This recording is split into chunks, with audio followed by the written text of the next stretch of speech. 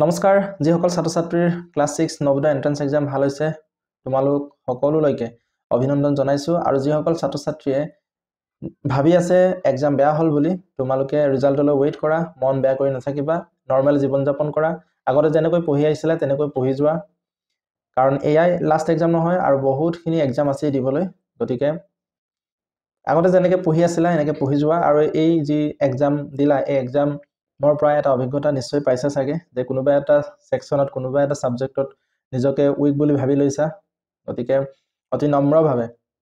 এখিনি নিজকে স্বীকাৰ কৰিলা নিজৰ ভুলবোৰ স্বীকাৰ কৰিলা যোনটো সাবজেক্টত উইক আছে এইটো সাবজেক্ট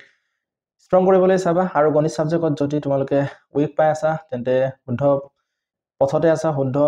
ভিডিঅ' চাই আছা তোমালোকে এই চেনেলতে সকলোখিনি গণিতৰ গাইড পাবা সো চেনেলটো সাবস্ক্ৰাইব কৰি থবা আৰু প্ৰতিটো ভিডিঅ' চাই যাবা আজিৰ ভিডিঅ'ত বিশেষকৈ আমি আলোচনা কৰিম সিলেকশন পোৱাৰ পিছত ক্লাছ 6 নৱোদয় সিলেকশন পোৱাৰ পিছত এন্ট্ৰেন্স এক্সামৰ ৰিজাল্ট ওলোৱাৰ পিছত যে ডকুমেন্ট ভেৰিফিকেশন হ'ব এই ডকুমেন্ট ভেৰিফিকেশনত কি ডকুমেন্ট লাগিব এইখিনি বিষয়ে কম এক নম্বৰতে আধাৰ কাৰ্ডখন লাগিবই আধাৰ কাৰ্ডখন তোমাৰ আধাৰ কাৰ্ড লাগিব দুই নম্বৰতে বাৰ্থ সাৰ্টিফিকেট লাগিব তিন নম্বৰতে পিআৰসি লাগিব ৰেসিডেন্সি সাৰ্টিফিকেট ডমিসাইল বুলি কোৱা হয় সো এই পিআৰসি খনত তোমাৰ নামটো থাকিব লাগিব চতুৰ্থতে ইনকাম সাৰ্টিফিকেট লাগিব ইনকাম সাৰ্টিফিকেটত তোমাৰ দেউতাৰ নাম থাকিব লাগিব মানে দেউতাৰ ইনকাম সাৰ্টিফিকেট সো পিআৰসি আৰু ইনকাম সাৰ্টিফিকেট সিএসসি চেণ্টাৰত গৈ ধুনীয়াকৈ বনাব পাৰিবা আজিকালি পিআৰসি আৰু যি ইনকাম সাৰ্টিফিকেট আছে এই গোটেইখিনি 15 দিনৰ ভিতৰতে দিয়াৰ ব্যৱস্থা কৰিছে সকলোখিনি অনলাইনে কৰিব পাৰিবা কাষ্ট সাৰ্টিফিকেট তোমাৰ নামতে উলিয়াব লাগিব গতিকে যিসকল জেনেৰেল আছে তেওঁলোকৰ কাষ্ট সাৰ্টিফিকেটৰ প্ৰয়োজন নহব গতিকে এসটি এসসি ওবিসি তেওঁলোকৰ কাষ্ট সাৰ্টিফিকেট এতিয়া এপ্লাই কৰি থোৱা 30 দিন মান লাগিব খুব বেছি 15 দিনত আহি যায় বাৰু আজিকালি অনলাইন কৰাৰ পিছত তাৰ পৰা ৰুৰেল সাৰ্টিফিকেট অৰ্থাৎ তোমাৰ বিদ্যালয়খন যে গ্ৰাম্য অঞ্চলত অৱস্থিত তাৰ এখন সাৰ্টিফিকেট লাগে তাৰ কাৰণে তোমালোকে বিদ্যালয়লৈ যাবা আৰু বিদ্যালয়ৰ প্ৰধানক কবা বিদ্যালয় প্ৰধানে সকলোখিনি কাম কৰি দিব নহলে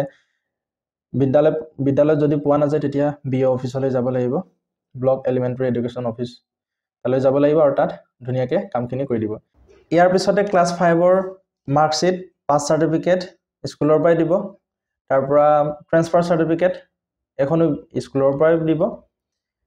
তাৰ পৰা মেডিকেল সাৰ্টিফিকেট লাগিব মেডিকেল সাৰ্টিফিকেটৰ কাৰণে তোমালোকে চিন্তা কৰিব নালাগে যেতিয়া ডকুমেন্ট ভেৰিফিকেশন হ'ব তাতে সকলোখিনি ব্যৱস্থা কৰি দিবই তাত বহি থাকিব ডক্টৰ অলৰেডি তাৰ পৰা মেডিকেল চেকআপ কৰি সাৰ্টিফিকেট দি দিব তাৰ পৰা শপতনামা এখন এফিডেভিট বুলি এখন কাগজ লাগিব এখনো তেওঁলোকে দি দিব এই সময়তে তাত সাইন কৰিব লাগিব ৰাইট ঠিক আছে এই গুটেইখিনি ডকুমেন্টস এতিয়া এপ্লাই কৰি চাবা কাৰণ এই ডকুমেন্টস খিনি পাবলৈ অকমান সময় লাগে গতিকে ৰিজাল্ট ওলোৱাৰ আগতে এই সপ্তাহটোৰ ভিতৰতে এপ্লাই কৰিবলৈ চাবা কি ডকুমেন্টস আছিল আকৌ এবাৰ মনত পেলাই দিছো এক নম্বৰ আধাৰ কাৰ্ড দুই নম্বৰ বাৰ্থ সাৰ্টিফিকেট তিন নম্বৰ পিআৰসি চাৰি number income certificate income certificate দেউতাৰ নামত লাগিব ঠিক আছে পিআৰসি তোমাৰ নামত লাগিব কাষ্ট সাৰ্টিফিকেট তোমাৰ নামত লাগিব ডিজেবিলিটি শাৰীৰিক সক্ষমতাৰ সাৰ্টিফিকেট লাগিব তাৰ পৰা ৰুৰাল সাৰ্টিফিকেট এখন বিদ্যালয়ৰ পৰা পোৱা যাব নহলে বিও অফিচৰ পৰা দিব পঞ্চম শ্ৰেণীৰ যি মাৰ্কশিট পাছ সাৰ্টিফিকেট আৰু ট্ৰান্সফাৰ সাৰ্টিফিকেট বিদ্যালয়ৰ পৰা দিব একেখন লাগিব আৰু মেডিকেল সাৰ্টিফিকেট ডকুমেন্ট ভেৰিফিকেশনৰ সময়তে দিব আৰু যদি দিয়া নাযায় তেতিয়া নিজৰ জিলাৰ পৰা কি উলিয়াব লাগিব মেডিকেল সাৰ্টিফিকেট উলিয়াব লাগিব আৰু এফিডেভিট এখন শপতনামা এখন তেওঁলোকে এই যেতিয়া এডমিশন লবলৈ যাব তেতিয়া তেওঁলোকে এখন ফিল আপ কৰিবলৈ দি সাইন কৰিবলৈ দিব ৰাইট